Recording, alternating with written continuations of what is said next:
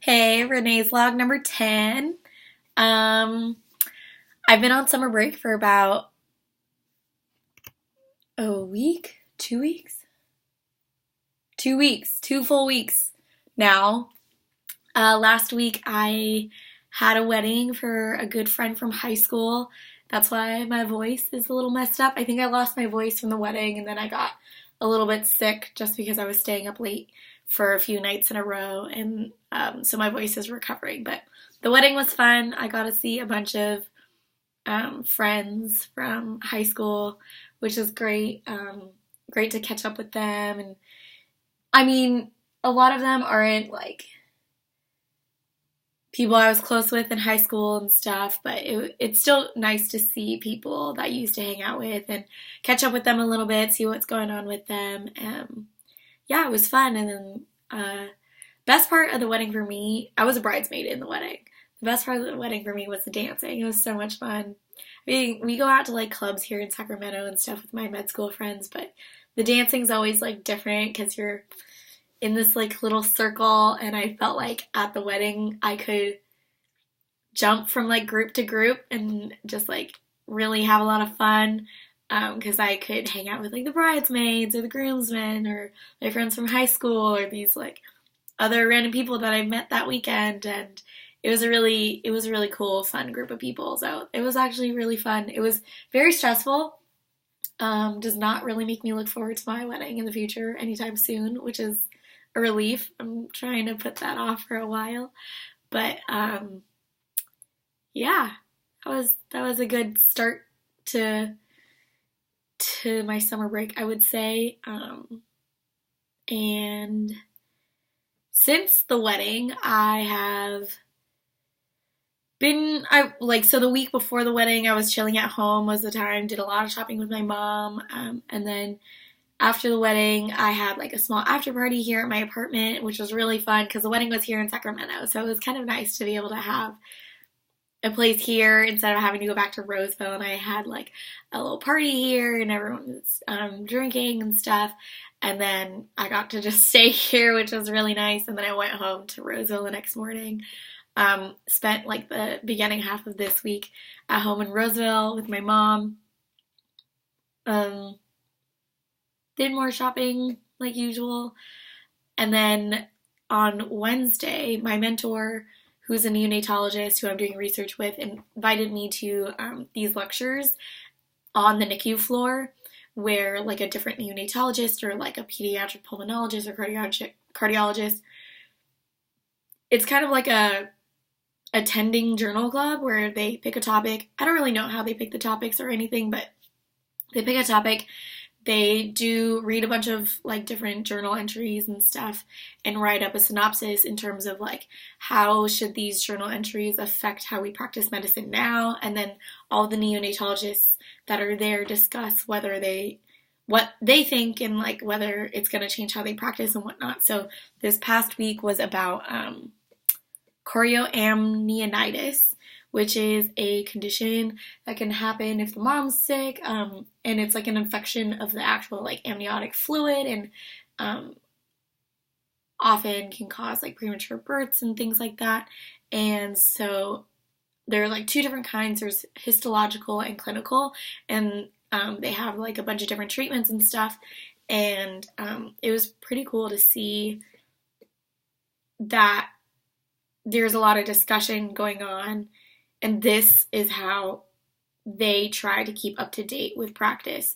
Because I've always wondered that, like, is it your individual responsibility to continually being like reading journals and keeping up to date on like studies and labs and like different research being done and stuff like that? But it seems like they try to keep each other up to date and ask each other questions, and that was really cool because I've done a lot of shadowing of the neonatologists, and so I see like how they manage their own little team, but I haven't really seen a lot of communication between the different neonatologists. So that was really cool. And then the next hour after that lecture was um, a clinical case essentially, where it was like the fellow, Peggy, she had a case and gave them, it's a lot like what I do in clinical discussion. Um, SIG during lunch is like she outlines the chief complaint and like the initial clinical picture, and then they are basically quizzing the other fellows on like, what would you do next? What labs do you want? What imaging do you want? And what lines do you want to place and things like that? And the fellows kind of answer like what they would do. And then the neonatologists tell them like, and even the neonatologists don't know what the right answer is according to the case.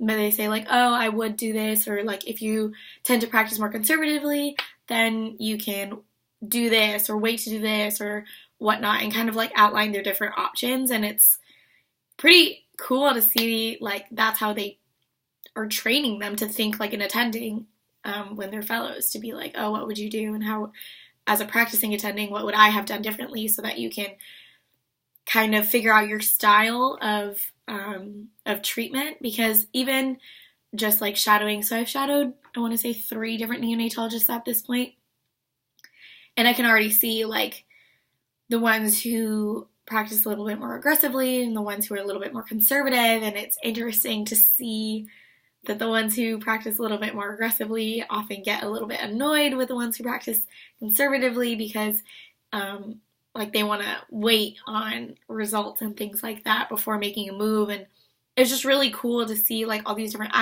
interactions and what happens behind the scenes of getting these babies what they need and things like that, and all the different players that come into decision making. So aside from Payam, who is my mentor and like research mentor, I've now researched Dr. Gerard and Dr. Riordan, and today I shadowed Dr. Riordan, and it was amazing. She's such a great teacher, and they know I'm only an MS2, like not even an MS2 because I'm on summer. I'm a MS 1.5. So she let me like feel these abnormalities in these babies, and let me like, I heard a neonatal murmur for the first time. I can't even catch a murmur on an adult, but I heard the murmur on this baby, and she was like crying and fussing, and I was like, oh my god, that's the first time I've ever confidently heard a murmur, and that was so amazing. And I love the adorable little teeny tiny baby stethoscopes that they had. So I shadowed 2 days in a row. I went to the lecture on Wednesday, and I'm going to go to that next week too. And then I shadowed Dr. Gerard on Thursday, and then and Peggy, and then I shadowed Kara, Dr. Riordan today. And they typically have service for like a week at a time. Payam does 2 weeks at a time, and so when he's on, I can shadow for like 2 weeks basically. I don't know who's on service next week, so I don't know if I'm gonna get an opportunity to shadow and go on the floor next week aside from the lecture on Wednesday, but that's fine. I think I'll just pick up like a cuddle buddy shift or something. But I'm learning how much that I'm learning aside from like, the purpose of me shadowing on the NICU floor isn't to learn like how to be a neonatologist, and like there's plenty of things that I don't understand, like all the calculations they do to figure out how much these kids should be eating, and when sometimes they're restricting food, sometimes they're trying to get them to eat more, and I have no idea what that means. But it's more of like, today I learned that the RNs are the ones who are there 24/7 with the babies, and then there's NPs who are in charge of their care basically, and then in the morning, like when I go in for rounds and they're rounding with the NPs or the residents, they're listening more to what the residents and the NPs are thinking, like, oh, what do you want to do and stuff. So I'm just learning more about the roles of the teamwork and things like that, because everyone says that like medicine's all about teamwork, and especially trying to like disintegrate the hierarchy that's been established between like nurses and doctors and stuff. So I get to see that in action and see how do the nurses communicate with the doctors and things like that. And so that's what makes me really excited and what I really want to learn about neonatology as I'm doing this shadowing. So I'm very happy with the connections that I've made, because now I can shadow 2 additional doctors aside from Payam, which is awesome because I can get in there more often.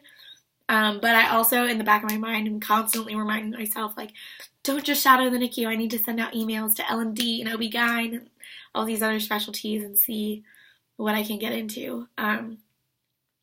But yeah, so far it's been, my roommate's not home, so I've been having the house to myself, and I've been shadowing and trying to do my studying and do my research on the side, and so I'm like in this mix of busy and not busy, which is great.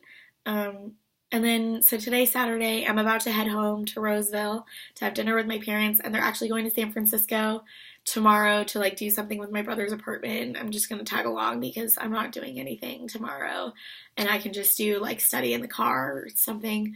And then on Monday, it's Memorial Day weekend, which doesn't really matter since I'm on winter break or summer break, but then I'm actually going to SF for a second day in a row with my best friend Emerald, and that'll be really fun. I think we might go for a hike, and I've started to pack for Europe. Not physically pack, but I'm starting, the gears are turning in terms of like what clothes I want to wear and how I'm going to pack it, and making sure like those clothes are going to fit into my new backpacking backpack, and just thinking about, like, I have a list on my phone of all the things, like, make sure I don't forget, like, obviously, don't forget my passport and things like that, and I'm just getting really excited that it's coming up so soon. I have, like, a week and a day before I leave for Europe, and I'm so excited. So I'm hoping that this next week I'm going to get a lot of work done in terms of research, because I don't want to bring my laptop to Europe, and so I'm going to try and do everything I can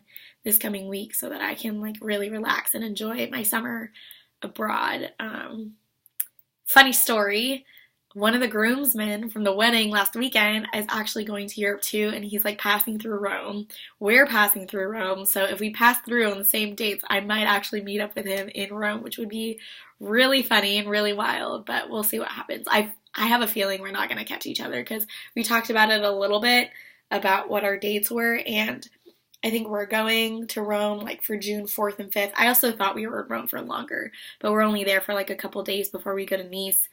And I think he's going like the 8th or something, so we're going to just miss each other, which is a bummer. But yeah, that's basically it. Catch you in the next one.